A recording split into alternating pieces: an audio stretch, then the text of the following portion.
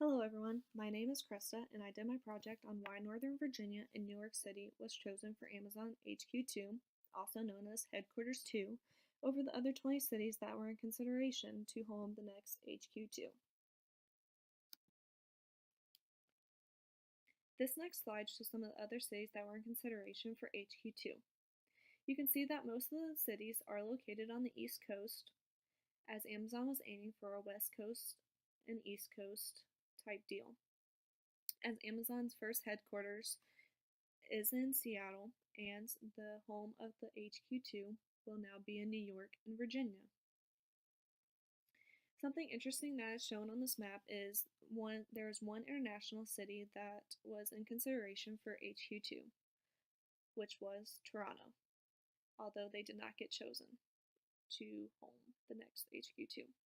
Also, Raleigh, where we live, or that most of us may live in, was also another consideration, but they did not get chosen either.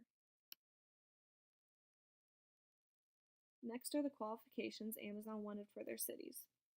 The first one is a good transportation service. This includes metro stations and a major highway nearby the HQ2.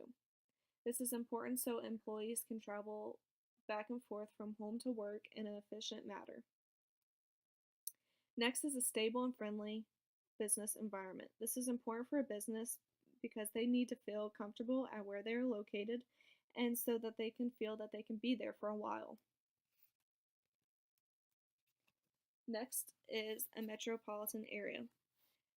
This is a less populated place surrounded by territories, which means that they will share infrastructure and housing, and this is important for Amazon.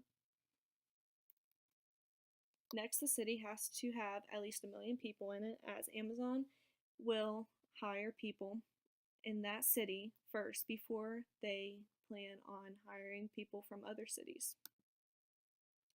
And lastly, an international airport has to be nearby. This means direct flights to Seattle, New York, San Francisco, Washington is important. It makes it easier for employees to travel when they need to go to Seattle to the first headquarters if there was a meeting or such. Next are the reasons why Northern Virginia and New York City were chosen.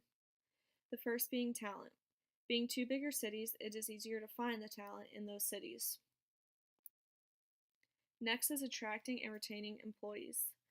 Since they are choosing to hire people first in Virginia and in New York City, it was important for them because they thought that since people wouldn't have to travel and come from another city, that people would want to work in their city and that they would be able to keep the employees longer since they wouldn't have to move their families.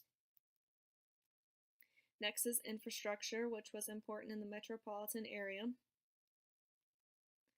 Another big one is incentives. One of the incentives that Virginia proposed to Amazon was $573 million, and it was a performance-based incentive that if Amazon can create 2,500 jobs in Arlington, that they would get this incentive. Meanwhile, in New York, they expect to save $48,000 in taxes over 10 years for each job opportunity that they created.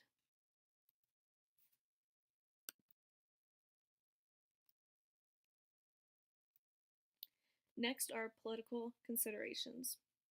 It is important that they have the government's back because then it is harder for them to get in trouble with the government if something were to happen because the government would have their back. This was explained in an article that I read. Next are the reactions of the cities that lost the bid. Most of the cities were happy that they were not chosen for Amazon HQ2.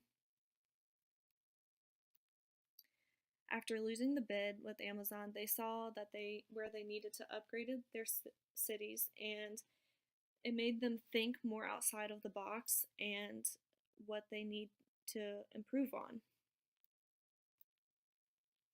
Such as Detroit needed to update their transportation system, and after losing the bid, they ended up upgrading it.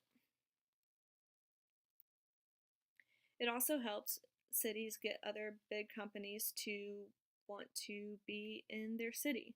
For example, Denver got the VF Corporation. VF Corporation owns North Face. Therefore, it worked out for them in the long run because they got another big city. Although they did not get Amazon, they still got another big city to help their business.